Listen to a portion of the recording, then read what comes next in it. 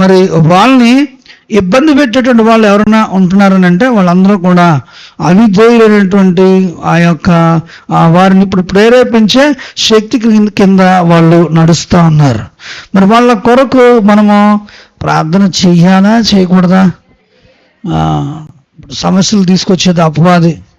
మరి అపవాది దాని యొక్క క్రియల నుండి జనులు విడిపించినట్లుగా, సుఖముగా నెమ్మదిగా జీవించినట్లుగా మనుషులందరి కొరకు, రాజుల కొరకు ప్రార్థన చేయమని వాక్యం చెప్తా ఉంది. హల్లెలూయా, హల్లెలూయా.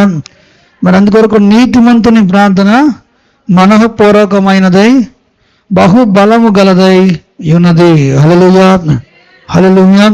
మరి ఆ నీతిమంతుల ఆ యొక్క ప్రార్థనకి చక్కటి ఎగ్జాంపుల్గా 17వ వచనంలో మంచి భక్తుని ప్రార్థనని జ్ఞాపకం చేసిన, మంచి భక్తుని ప్రార్థన జ్ఞాపకం చేసిన ఏలియా మన వంటి స్వభావం కలిగిన మనుషుడే. వర్షింపకుండానట్లు అతడు ఆసక్తితో ప్రార్థన చేయగా 3.5 సంవత్సరాల వరకు భూమి మీద వర్షం ఇవ్వలేదు. అతడు మళ్ళా ప్రార్థన చేయగా ఆకాశం వర్షం ఇచ్చెను, భూమి తన ఫలం ఇచ్చెను. హల్లెలూయా, హల్లెలూయా. ఏలియా వర్షం రాకూడదని ప్రార్థన చేసేటట్టు అక్కడున్న ఇశ్రాయేలీయులు భయంకరమైన ఆ యొక్క పరిస్థితుల్లో పాప విధానాల్లో వెళ్తున్నప్పుడు వర్షం రావద్దు అని ఏలియా రోషంగా ప్రార్థన చేశాడు. ఎందుకంటే వచ్చిన పంటల్ని, వచ్చిన సస్య సంపదని, దేవుడిస్తున్న ఆశీర్వాదాలని వాళ్ళు ఎలా వాడుతున్నారు? దేవునికి విరోధంగా వాడుతున్నారు. ఇది చూసి మరి ఏలియాకి చాలా బాధ కలిగిందట. కాబట్టి వర్షం కురవకూడదు అని ప్రార్థన చేశాడట. హల్లెలూయా, హల్లెలూయా. వర్షం కురవకూడదు. మళ్ళా వాళ్ళు కొంతకాలం అయిన తర్వాత మళ్ళీ అదే ఏలియా 7 మార్లు మోకరించి ప్రార్థన చేసి వర్షం కురవాలని ప్రార్థన చేశాడు. హల్లెలూయా. ఏలియా ఏమి మరి సామాన్యమైన వ్యక్తి, మనలాంటి మరి కాళ్ళు చేతులు కలిగినటువంటి వ్యక్తే. మన అతను ఆసక్తిగా దేవుణ్ణి ప్రార్థన చేస్తే దేవుడు సృష్టి కర్మాన్ని కూడా దేవుడు ఏం చేశాడు? మార్చేశాడు. హల్లెలూయా, హల్లెలూయా. సృష్టి క్రమాన్ని ఏం చేశాడు? అందరూ చెప్పాలి, మార్చేశాడు. కాబట్టి దేవుని బిడ్డలుగా మీరు డిస్టర్బ్డ్గా ఉండకండి, చాలా జాగ్రత్తగా ఈ మాటలు వినండి. ప్రార్థన అనేటువంటి ఆ అంశం మనం మాట్లాడుకుంటున్నప్పుడే చూసారా ఎంత మరి ఆటంకం మనకుందో. మరి కాబట్టి చాలా జాగ్రత్తగా ఈ విషయాల్ని గమనించండి. దేవుని బిడ్డలైనటువంటి వారు ఈ విషయాలు చాలా జాగ్రత్తగా మైండ్లో పెట్టుకోవాలి మీరు. అదేంటంటే దుష్టుడు రకరకాలైన ప్రయత్నాలు చేస్తున్నాడు. పరికరాల మీద పడవచ్చు, లేకపోతే మరి వేటి మీదైనా ఇబ్బంది కలిగించవచ్చు. కానీ మనము ప్రార్థన అనేటువంటిది మనం ఎలా చేయాలి, ఎందుకు చేయాలి అని నేర్చుకుంటున్నాం కదా. మరి దానికోసం ఇవన్నీ పరిస్థితులు కొన్ని ఇబ్బందికరంగా ఉండొచ్చు. మన ప్రార్థన అనేటువంటిది మరి ఒకరి స్వస్థత కొరకు ఒకరు ప్రార్థన చేయకూడదు. కానీ కొన్ని సందర్భాల్లో మనం ప్రార్థన చేయకూడదు. ఏ సందర్భాల్లో ప్రార్థన చేయకూడదు? 4వ అధ్యాయం చదువుదామా? యాకోబు రాసిన పత్రిక 4వ అధ్యాయము మొదటి నుంచి. నువ్వు చేయకూడదు అనుకుంటే వినండి. ఇలాంటి విషయాల కొరకు ప్రార్థన చేయకండి. మీరు ఒకవేళ కనుక ఇలాంటి సందర్భాల్లో ప్రార్థన చేయకండి. మీరు ఒకవేళ ప్రార్థన వద్దు అని ఒకవేళ కనుక పక్కకు రావాలనుకుంటే మీరు ఇలాంటి విషయాలకు ప్రార్థన చేయకండి. ఎలాంటి విషయాలు? 4:1 నుంచి చదువుదాం. మీరు యుద్ధములను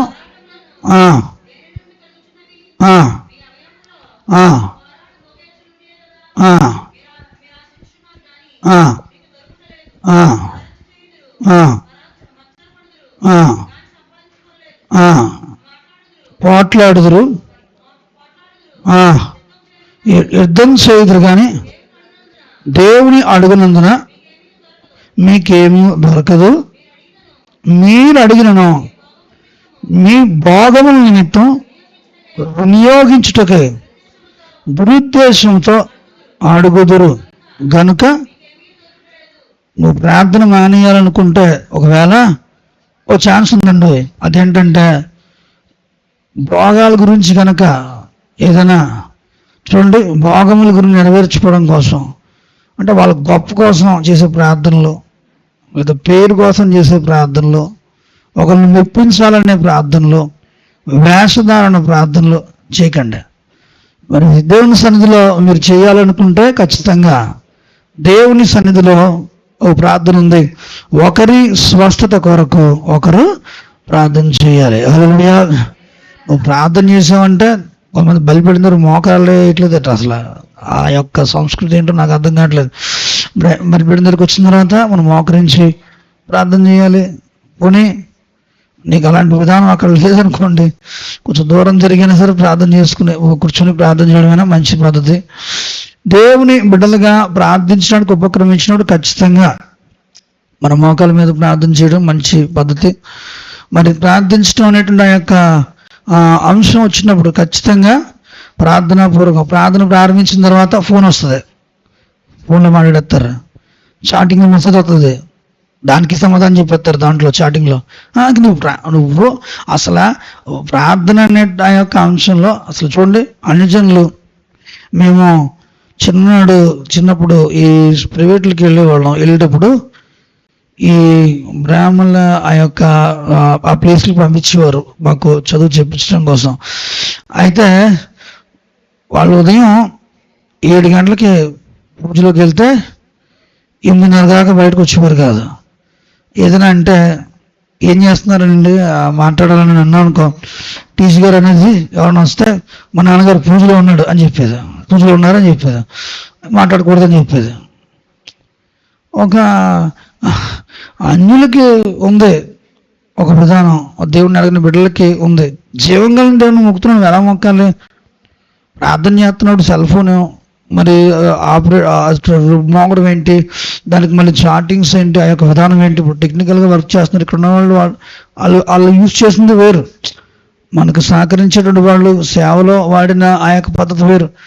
నువ్వు ప్రార్థనలో కూర్చుని ఇంకా నువ్వు ఆ సెల్ నువ్వు మునిలేదంటే నువ్వు ఇంకా ఏ రకంగా ప్రార్థన చేస్తున్నావు, ఎలాగా ఆ యొక్క విధానంలో ఉంటున్నావు, నువ్వు గర్వపడుతున్నావు సుమా. మరి దేవుని సన్నిధిలో అది పనికిరాదు, నీ అతిశయం. దేవుడు విరగొడతాడు ఆ అతిశయాన్ని, ఎందుకంటే అది చాలా పొరపాటు. నువ్వు ఎక్కడైనా చూపించి కానీ, ఎక్కడైనా నువ్వు ఈ యొక్క అతిశయాన్ని చూపించి కానీ దైవ సన్నిధికి వచ్చిన తర్వాత అందరూ సమానమే. ఇక్కడ నువ్వు నీ సన్నిధిలోకి వచ్చిన తర్వాత కొంతమంది ఏమో నిద్రపోతారు. నిద్రపోయే విధానం ఉందనుకోండి, నువ్వు చక్కగా ఫ్రీగా ఇంటి దగ్గర దాన్ని సెట్ చేసుకోండి. ఆ టైం, ఈ టైం అని పెట్టుకుంటాం కదా, ఆ టైం సెట్ చేసుకోవాలి. ఎప్పుడైనా ఏదైనా పొరపాటున జరిగిందో అది వేరే సంగతే, దాన్ని ఎప్పుడు కాదని 1-2 సార్లు జరిగిందంటే వేరే సంగతే. ఆ రెప్ప పడిపోతుందంటే పడిపోతున్నట్టుగా మనం ఉండకూడదు.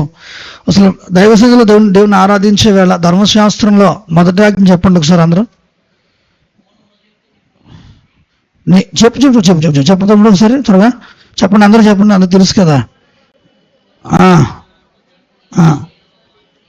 నిజంగా నువ్వు గుండె మీద చేసుకుని మందిరంలో ఇలా ఆరాధన చేస్తున్నావా? చెప్పు నాకు ఒకసారి. మందిరంలోకి వచ్చిన తర్వాత ఇలాంటి విధానంతో వస్తున్నావా?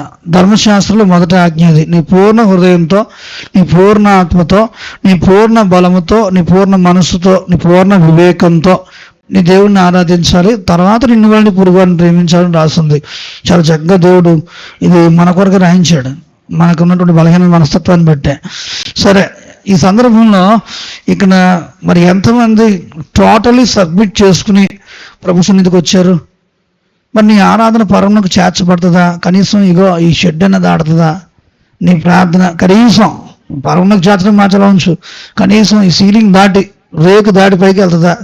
నాకు తెలియదు. మరి వాక్యంలో మరి నాకు తెలిసిన నా బైబిల్లో అయితే ఆ ప్రార్థన కప్పు కూడా దాటం, నువ్వు అటు ఇటు ఊగిసలాడిపోతా, చాలా మరి దృష్టి వేదిక మీద పెట్టకుండా, దైవజనుడి మీద దృష్టి పెట్టకుండా, చెప్పే వాక్యం మీద దృష్టి పెట్టకుండా, మరి నువ్వు చేస్తున్న ఈ ఆరాధనలో కూర్చునే విధానం ఏదైతే ఉంటుందో కనీసం అది నీకు ప్రయోజనకరంగా ఉండదు.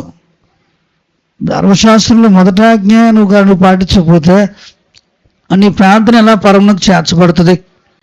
కాబట్టి దేవుని బిడ్డలుగా ఈరోజు మన ప్రార్థన జీవితాన్ని మనము సరి చేసుకోవాలని ఈ మాటలు మీతో చెప్తున్నాను. ప్రార్థించేటప్పుడు, దేవునికి ఆరాధన చేసేటప్పుడు, హల్లెలూయా అని పలుకుపడుతున్నప్పుడు చేతులెత్తి దేవుణ్ణి స్తుతించాలి. హల్లెలూయా. మరి చేతులెత్తుట ఏంటది? సాయంకాలప్పుడు నైవేద్యం, అంటే నైవేద్యం చేసినట్టు వాక్యం చెప్తుంది. మరి ఎప్పుడు మనకి గుర్తొచ్చినప్పుడే చేతులు ఎత్తుతాం. హల్లెలూయా, హల్లెలూయా, హల్లెలూయా. దేవుడు ఏర్పాటు చేసిన ఈ యొక్క సందర్భం ఖచ్చితంగా పాటించాలి. చక్కగా మందిరంలోకి వచ్చినప్పుడు ఒక వరుస క్రమంలో కూర్చోవడం, గోడకు జారపడకుండా కూర్చోవడం, కుర్చీలో కూర్చున్నా టెన్షన్గా కూర్చోవాలి.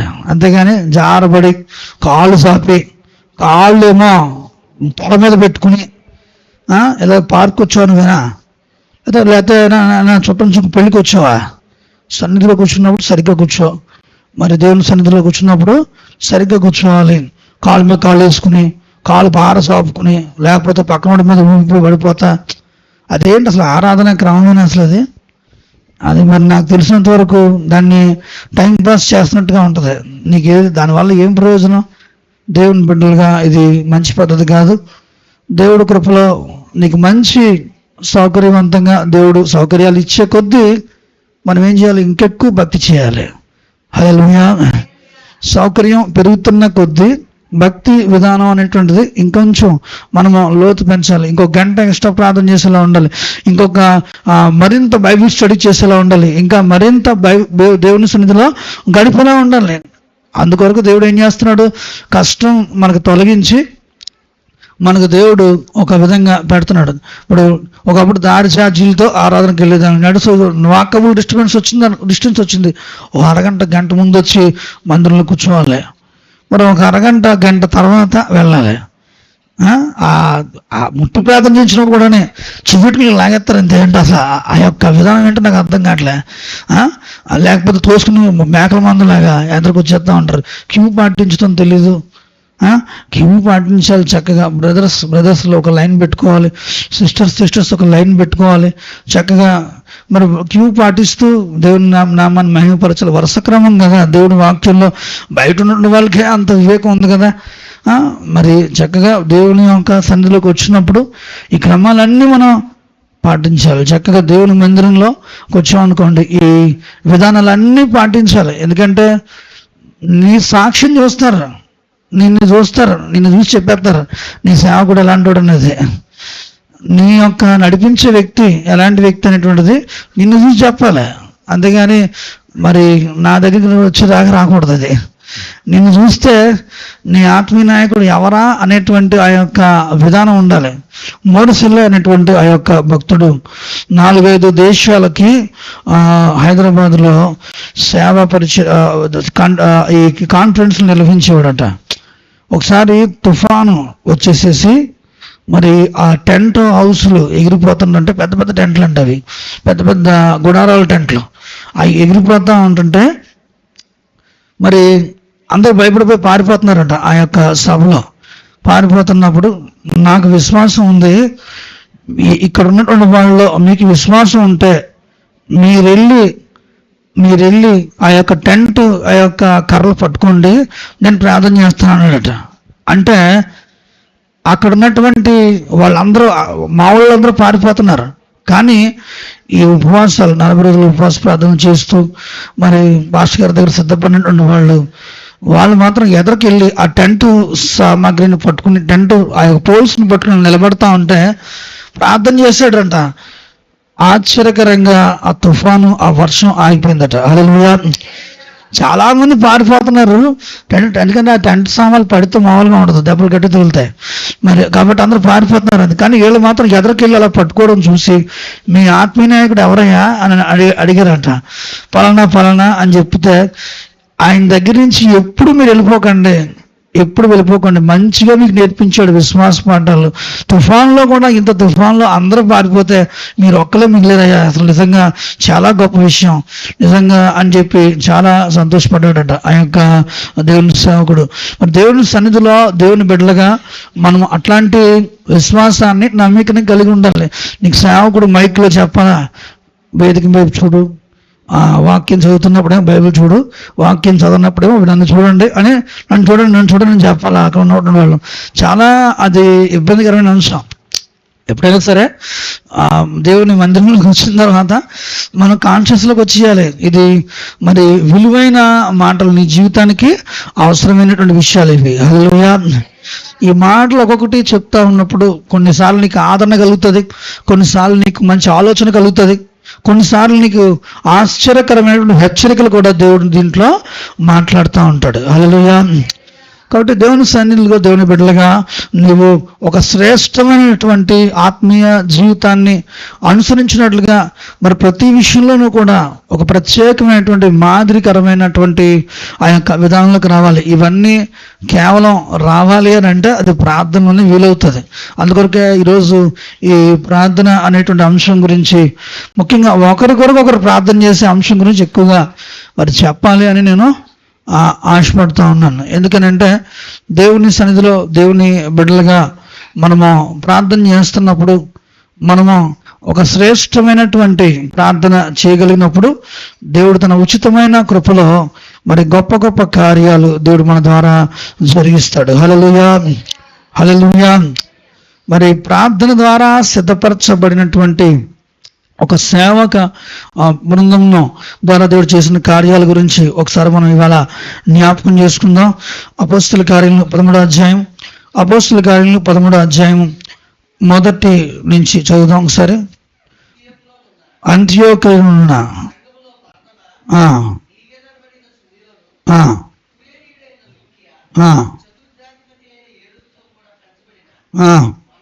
మనయేను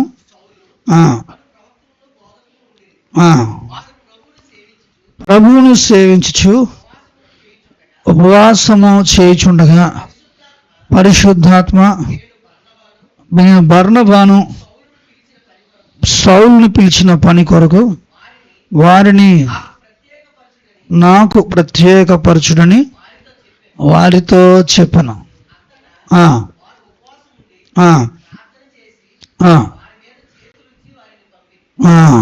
హల్లెలూయా. హల్లెలూయా.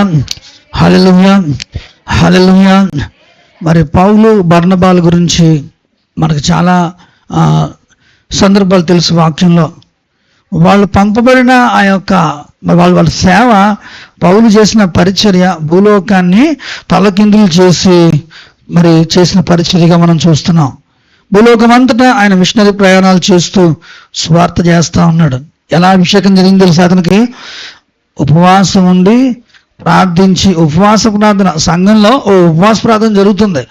ఆ ఉపవాస ప్రార్థనలో వీళ్ళిద్దరి గురించి దేవుడు మాట్లాడాడు. నేను వాళ్ళు పిలిచిన పనిలో వాడుకోమని, వాళ్ళని ప్రత్యేకపరచమని.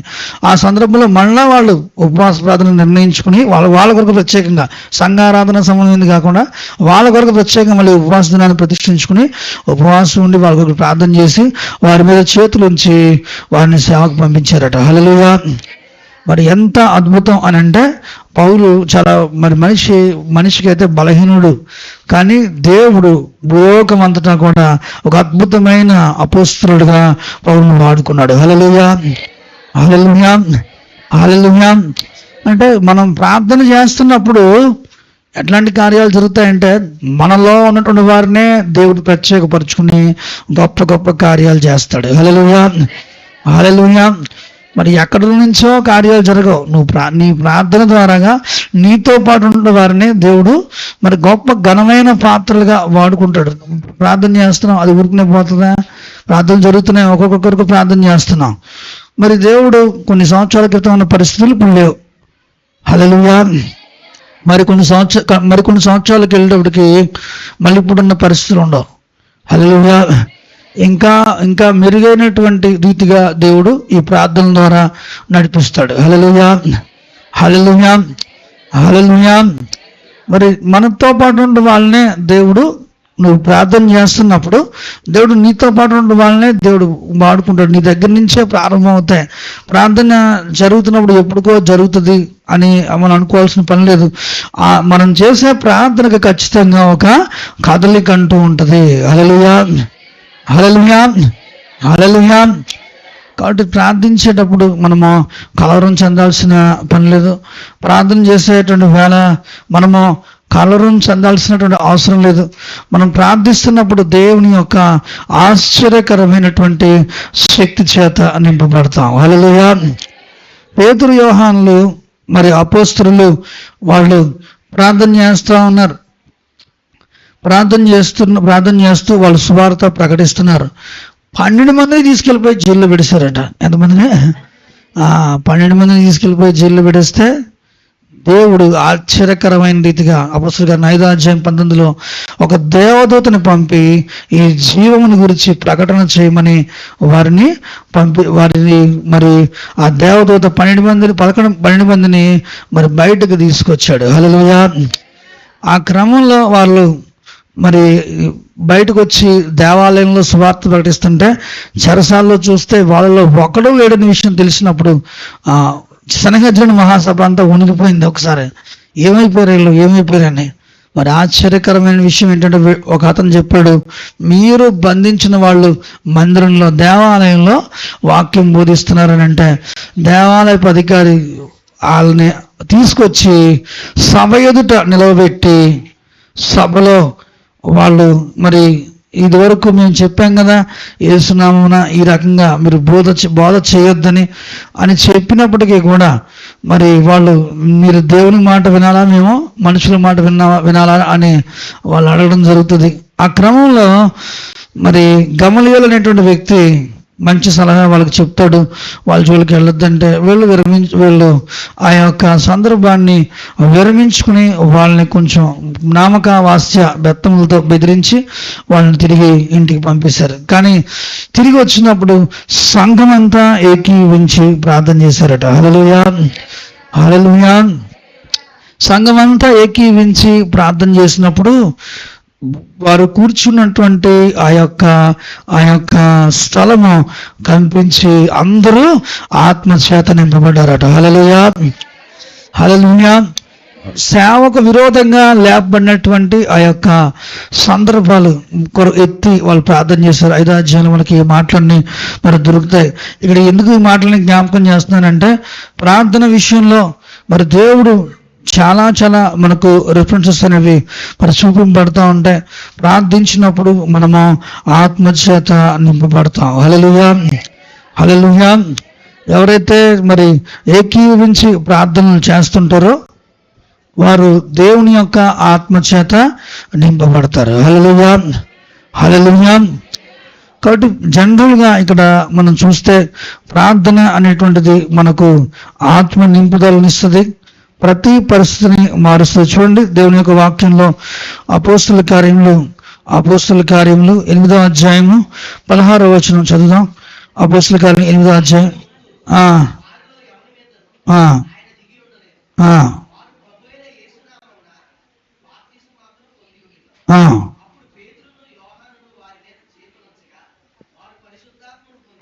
పరిశుద్ధాత్మను పొందిరి. హల్లెలూయా. హల్లెలూయా. మరి నిజంగా అదొక అద్భుతమైనటువంటి అనుభవము. మరి వాళ్ళు పరిశుద్ధాత్మ చేత నింపబడి వారు ప్రార్థనలు చేస్తూ ఉన్నారు. అంటే నాటి రోజుల్లో మరి ప్రతి ఒక్కరికి కూడా దేవుడు తన యొక్క అభిషేకాన్ని బలముగా అనుగ్రహించి ఆశ్చర్యకరమైన రీతిగా ప్రతి పరిస్థితిని మార్చిన సందర్భాలు ఉన్నాయి. మరి ఒకరి నిమిత్తం ఒకరు ప్రార్థన చేసుకోవడం, మరి ఒక కుటుంబం కొరకు ఒకరు ప్రార్థన చేసుకోవడం, ఒకరికి ఒకరు ప్రార్థన సహకారం చేసుకోవడం నాటి రోజుల్లో మరి చాలా ఎక్కువగా విస్తారంగా జరుగుతూ ఉండేది. సంఘమునకు ఆయా సంఘములకు పౌలు ఆయా పత్రికలు రాస్తున్నప్పుడు మా కొరకు ప్రార్థన చేయమంటాడు. మరి ఇలాంటి విషయాలు ఎన్నో వాక్యంలో మనకు అనేక సందర్భాలు కనబడుతూ ఉంటాయి. ప్రార్థన చేస్తున్నప్పుడు మరి అపోస్తలుల కార్యం 2వ అధ్యాయం మొదటి నుంచి కూడా చదువుదాం. అపోస్తలుల కార్యం 2వ అధ్యాయము మొదటి నుంచి చదువుకుంటూ వెళ్దాం. జనము వచ్చినప్పుడు అందరూ ఒక చోట కూడి ఉండేది. అప్పుడు వేగముగా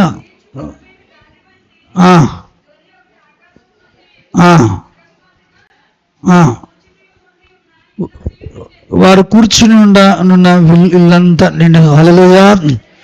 వాళ్ళు ఏం చేశారు? దేవుని వాగ్దానం వచ్చినట్లుగా దేవుని వాగ్దానం నెరవేర్చబడేటట్లుగా వాళ్ళు ప్రార్థన చేస్తూ ఉన్నారు. 10 దినాలు ప్రార్థన చేశారట కనిపెట్టి. వినాలి వినాలి, వారు కనిపెట్టి 10 దినాలు ప్రార్థన చేశారు. కాబట్టి ఆ యొక్క ప్రార్థన ఫలితము దేవుడు తన యొక్క అభిషేకం చేత నింపుతా వచ్చాడు. హల్లెలూయా, హల్లెలూయా. మరి ఒకరి స్వస్థత కొరకు మరి ఒకరు ప్రార్థన చేయడం అని అంటే మరి దేవుని యొక్క సన్నిధానంలో దైవికమైన ఆత్మచేత నింపబడే విధంగా ప్రతి దినము కూడా మన ప్రార్థన విధానంలో సుఖమును నెమ్మది కలిగినట్లుగా ప్రతి అంశం కొరకు మనము ప్రార్థన చేయాలి. అది దేవుడు మనకు నిర్ణయించిన పాఠాలు ఇవన్నీ. కాబట్టి ప్రతి ఒక్కరూ కూడా ప్రార్థన విధానంలో మార్చబడడం గడిచిన అవకాశం. హల్లెలూయా. ఈ విషయాలని పురస్కరించుకుని మరి ఈ ఉపవాస ప్రార్థనలో మనము వ్యక్తిగతంగా ప్రార్థన చేస్తున్నాము, గ్రూప్గా కూడా ప్రార్థన చేస్తున్నాం. ప్రార్థించే వేళ ఒకరి స్వస్థత కొరకు ఒకరు ప్రార్థన చేయమని, ఒకరి కొరకు ఒకరు విజ్ఞాపన చేయమని వాక్యం చెప్తుంది. కాబట్టి దేవుని సన్నిధిలో రాజుల కొరకు విజ్ఞాపన చేయాలి, మనుషులందరి కొరకు, అధికారుల కొరకు విజ్ఞాపన చేయాలి. ఎందుకనగా దేవుని సన్నిధిలో ప్రార్థన మరి ప్రతి పరిస్థితిని మారుస్తుంది. హల్లెలూయా. ప్రార్థన ప్రతి పరిస్థితి మన వ్యక్తులను మారుస్తుంది. ఎందుకంటే మరి చాలా సందర్భాల్లో మనకు వాక్యంలో కూడా కనబడుతుంది. నెహెమియా అస్వస్థ రాజు యొక్క మార్పు కొరకు ప్రార్థన చేశాడు. హల్లెలూయా. అతని మనసుని మార్చుకుని తనకు యెరూషలేము యొక్క ఆ గోడలు కట్టించినట్లుగా తన మనసును దేవుడు ప్రేరేపించాలని, తన మనసుని మార్చాలని నెహెమియా ప్రార్థన చేసినప్పుడు దేవుడు ఆశ్చర్యకరంగా మరి ఇర్మియా యొక్క నెహెమియాకి దేవుడు ఆశ్చర్యకరమైన సహాయం పంపించాడు. హల్లెలూయా, హల్లెలూయా. మరి మర్మాలు బయలుపరచబడ్డం కొరకు దానియేలు, షడ్రకు, మేషకు, అబేద్నెగోలు ప్రార్థన చేశారు. జనుల ప్రాణము, వాళ్ళ యొక్క ప్రాణంతో పాటు బబులోను దేశం అంతటిలో కూడా జ్ఞానులు, శకునగాండ్రుల యొక్క నాశనం కొరకు అక్కడ ఒక చట్టం స్థాపించబడింది.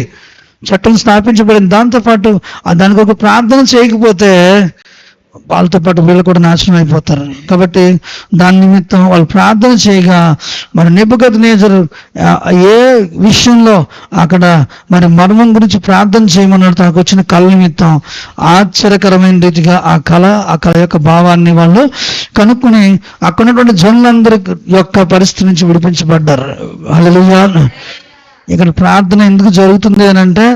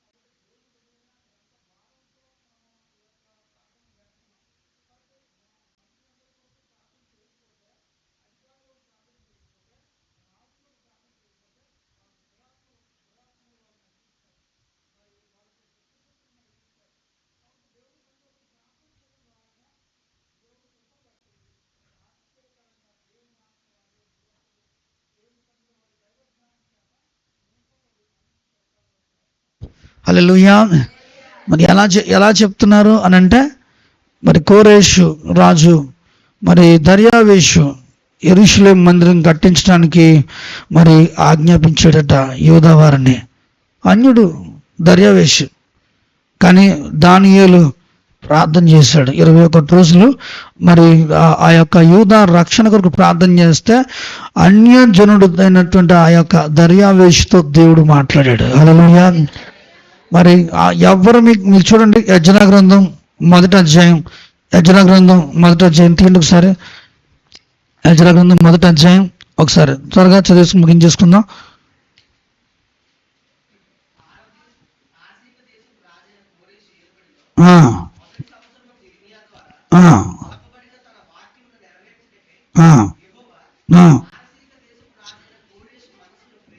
కోరేషు మనసును కోరేషు మనసును ప్రేరేపించగా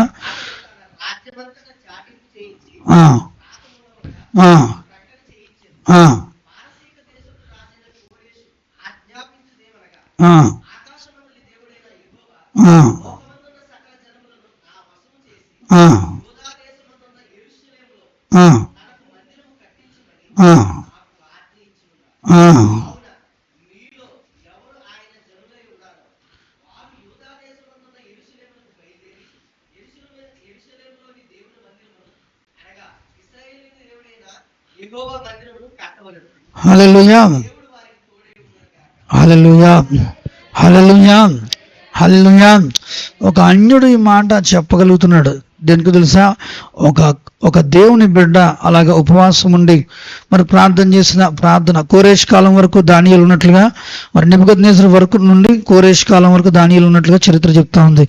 మరి ఆ యొక్క సందర్భంలో తాను చేసిన ప్రార్థన ఫలితంగా దేవుని మందిరం కట్టడానికి దేవుడే ఆ యొక్క మరి వ్యక్తులకి, ఆ యొక్క రాజుకి ఆజ్ఞాపించాడట. హల్లెలూయా. దేవుడు మాట్లాడితే అంతా కదా, రాజ్యాలు టక్కడికి అందుకున్న ధూళితో సమానం అన్నాడు. చేతి నుండి జారిపడే బిందువులతో సమానం. నువ్వు ప్రార్థన చేస్తే ఎంత దూరమైన దేవుడు తీసుకెళ్తాడు. హల్లెలూయా, హల్లెలూయా. అన్యరాజుతో దేవుడు మాట్లాడాడు. 127 సంస్థానాలు అవి లోకమంతటికి కూడా చెదిరిన యూదులకి ఆజ్ఞనిచ్చాడు. హల్లెలూయా. దేవుని బిడ్డలుగా నేను చెప్పే మాట ఏంటంటే, దేవుడు పరిస్థితులు మారుస్తాడు. నువ్వు ప్రార్థన చేయడం ద్వారా చట్టాలు మన కొరకు మార్చబడతాయి. హల్లెలూయా, హల్లెలూయా. చాలా ప్రార్థన చేసాం.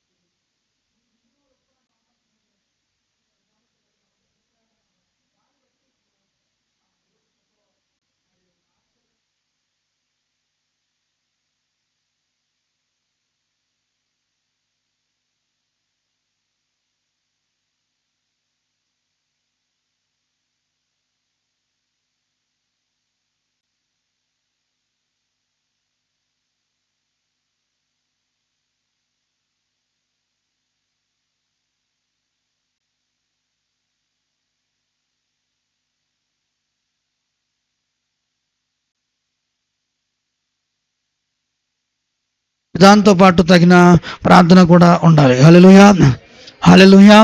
కాబట్టి దాని కొరకైనా చిన్న ప్రయత్నం మాత్రమే. అనేక మంది ప్రయత్నాలు చేస్తున్నారు. వాళ్ళతో పాటు మనం కూడా మరి ఈ సమయంలో కొన్ని విధానాల్లో ప్రయత్నాలు చేస్తున్నాం. మీరందరూ కూడా మీ యొక్క ఆత్మీయ జీవితం కొరకే, మన ప్రొడక్షన్ కొరకే మనం ఈ ప్రార్థనలు చేస్తున్నాం. కాబట్టి గుర్తెరిగి దేవుని సన్నిధిలో దేవుణ్ణి ప్రేమించి మరి ఈ కార్యంలో ప్రతి ఒక్కరూ ఏకీవించాలి. 7 గంటల గొలుసు ప్రార్థన జరుగుతుంది. ఒకవేళ మీకు దూరాన ఉంటే డ్యూటీస్ అయితే కనుక దేవుని బిడ్డలుగా మీరు మార్నింగ్ ఈవినింగ్ ప్రేయర్స్, తర్వాత కొంచెం స్పేస్ టైం ఉంటుంది. మీ డ్యూటీస్ నుంచి వచ్చాకైనా సరే మీరు ఒక గంట మందిరంలో గడిపే విధానం చూసుకోండి. ఈ 70 రోజుల్లో అప్పుడు 21 రోజులు అయిపోయినాయి, ఇంకా 48 రోజులు మాత్రం ఉన్నాయి. మరి దేవుని బిడ్డలుగా మీరు ఎలాగా ప్రార్థన చేస్తారో ఒక ఆలోచన కలిగి దయతో సహకరించండి. ఎందుకంటే భారంతో ఈ యొక్క పరిచయం చేస్తున్నాం. వాస్తవంగా మమ్మల్ని అడిగింది, చెయ్యాలనే విధానం చెప్పింది ఎవరు లేరు. వాస్తవంగా ఏంటంటే మరి దేవుడి కృపలో చాలా విషయాల్లో దేవుడు మరి నాకు సంబంధించినంత వరకు చాలా సందర్భాలను దేవుడు దాటించి, మరి దేవుడు నేను ఏదైతే ఆ యొక్క విధానంలో చేయాలనుకున్నానో అన్ని విషయాల్లో దేవుడు నాకు సహాయం చేసేంత వరకు నడిపించాడు. ఇప్పుడు మనం చేయాల్సినటువంటి విధానం ఏంటంటే, నా యొక్క మరి ఒపీనియన్ అంటే నా యొక్క ఆలోచన, నాకు ఇచ్చిన దర్శనం ప్రకారం చెప్తున్నాను. రానున్న రోజుల్లో మనము ఇక్కడి నుంచి పాస్టర్స్ సిద్ధపరిచినట్లుగా ఒక బైబిల్ కాలేజీ కూడా మనము కట్టాలి. దాని కొరకే సొంత స్థలం కొరకు ప్రార్థన చేస్తున్నాం. అంటే బైబిల్ కాలేజ్ నిర్మాణము, అక్కడ కమ్యూనిటీ హాల్ అంటే ఆ యొక్క ఆలోచనలో నేనైతే ఉన్న ఆలోచన అది. కాబట్టి దేవుని సన్నిధిలో మరి బైబిల్ కాలేజ్ లేదా బైబిల్ తర్ఫీదు కేంద్రమును మనము నిర్మాణం చేసుకోవాలి. దాని కొరకు మరి దేవుడు ఇచ్చిన ఆ యొక్క పిలుపు మేరకు బ్రాంచ్ చర్చెస్ కట్టబడాలి.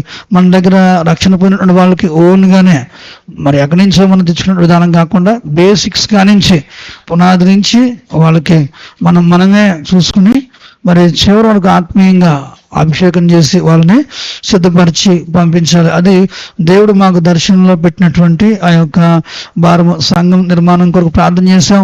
దేవుడు కృపను బట్టి సంఘంలో విషయం దేవుడు కృప చూపిస్తున్నాడు. దినదినము దాని యొక్క కార్యాలు దేవుడు జరిపించుకుంటూ వెళ్తాడు. అయితే మనకున్నటువంటి ఆ యొక్క విధానం బట్టి మీరు ఫలించి అభివృద్ధి పొందించి విస్తరించి భూమిని నిండించడానికి దేవుని యొక్క వాక్యం చెప్పిన రీతిగా నన్ను అడుగుము, జనములను స్వాస్థ్యంగాను భూదిగంతాలను సొత్తుగాను దయచేస్తా అన్నాడు. కాబట్టి దేవుని సందులో మాకు దేవుడు ఇచ్చిన దర్శనం ఇది. కాబట్టి ఆ యొక్క వేలో నేను ఈ యొక్క మార్గాన్ని నడిపించడానికి ఈ యొక్క ప్రయాసం అంతా పడుతున్నాం. కాబట్టి దేవుని బిడ్డలుగా నేను చెప్తున్నాను. ఎందుకు అంటే చివరి ఆఖరికి నశించిపోతున్న ఆత్మల నిమిత్తం దేవుని రాకడ ఆలస్యమైతే మరి దేవుని కృప కొన్ని ఆత్మలను మనం దేవుని చెంతకు తీసుకెళ్లాలనే ఉద్దేశంతో ఈ పరిచర్య అంతా చేసుకుంటూ వెళ్తున్నాం. కాబట్టి ప్రతి ఒక్కరు కూడా ఈ విషయాలను గమనించి ప్రార్థన అనే సందర్భం వచ్చినప్పుడు మీరు ఒక దర్శనంతో, ఒక క్రమంతో, ఒక భారంతో మీరు చేయలేకపోతే అది చాలా ఇబ్బంది అవుతుంది. కాబట్టి చాలా జాగ్రత్తగా యుక్తముగా మీరు ప్రార్థనలో ఏకీవించాలని ప్రేమపూర్వక విజ్ఞప్తి చేస్తారు. కానీ చేసిన దానికి మీకు కూడా సాటిస్ఫాక్షన్ ఉండదు. కాబట్టి మీరు మరి అలాగే నేను అలాగే దేవుని ఆత్మ కూడా సంతోషించినట్లుగా, ఎందుకంటే ముఖ్యంగా మీ యొక్క ప్రార్థనా విధానం ఉండాలని మరి కోరుతూ ఈ నా మాటల్ని ముగిస్తా ఉన్నాను. ప్రార్థన చేసుకుందాం. మరి ఈ సమయంలో ప్రభు బలలో కూడా పాల్గొనవచ్చుంటుంది కాబట్టి ప్రార్థన చేసుకుందాం. అప్పుడు ద్రాక్షాసం కల్పిస్తారా?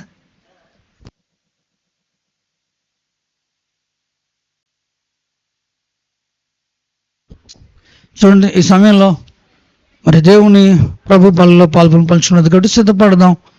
దేవుని సందులో యోగ్యంగా తీసుకోవడానికి ప్రయత్నం చేద్దాం. దేవుని సందులో మోకరించగలిగిన వాళ్ళు మీరు చేసి తీసేసి మీరు కొద్దిగా అల్లరి లేకుండా చక్కగా మోకరించండి. అందరూ కూడా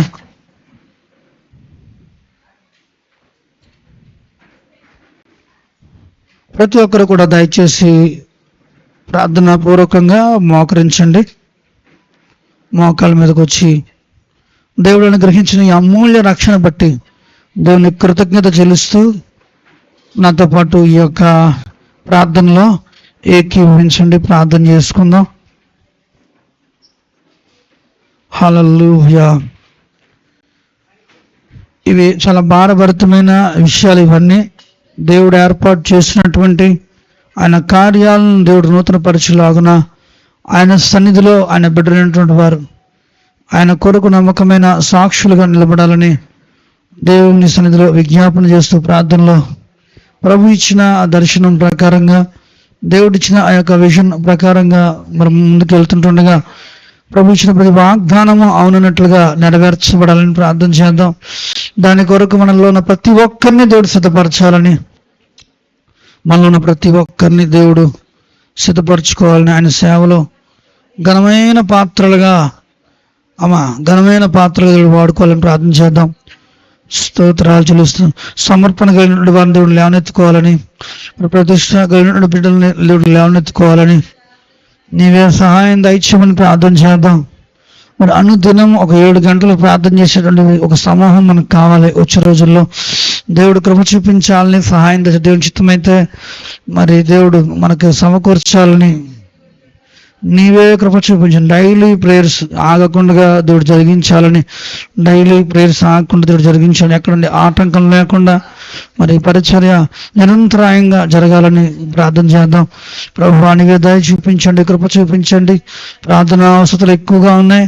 ప్రతి అంశం నెరవేర్చబడినట్లుగా దయ చూపించి ప్రభువా కృప చూపించండి. తండ్రి నీవే సహాయం దయచేయమని ప్రార్థన చేస్తున్నాం. ప్రతి పరిస్థితిని స్వాధీనపరచుకోండి ప్రభువా. నీ ఆత్మకార్యం జరిగించమని ప్రార్థన చేస్తున్నాం. నీ శక్తి చేత నింపమని ప్రార్థన చేస్తున్నాం. నీ బలమైన సన్నిధి ప్రసన్నతోడుగా ఉంచు ప్రభువా. నీ ప్రభావం చేత నింపమని ప్రార్థన చేస్తున్నాం. హల్లెలూయా, హల్లెలూయా, హల్లెలూయా, హల్లెలూయా. పరిశుద్ధుడా నీకు స్తుతులు స్తోత్రాలు. విత్తమైన వాక్యం నీరు గట్టి ఫలింపచేయండి. నీ బలంలో ప్రభా చేతులు పెడుతుండగా తండ్రినైనా ప్రతి ఒక్క యోగ్యంగా తెలుసుకోవడానికి సహాయం దయచేయండి. బలపరచండి తండ్రినైనా. నీ అభిషేకం, నీ ఆశీర్వాదం, నీ జీవనం నుంచి నడిపించమని యేసు క్రీస్తు నామములో అడిగి వేడుకొంచున్నాం తండ్రి. ఆమేన్.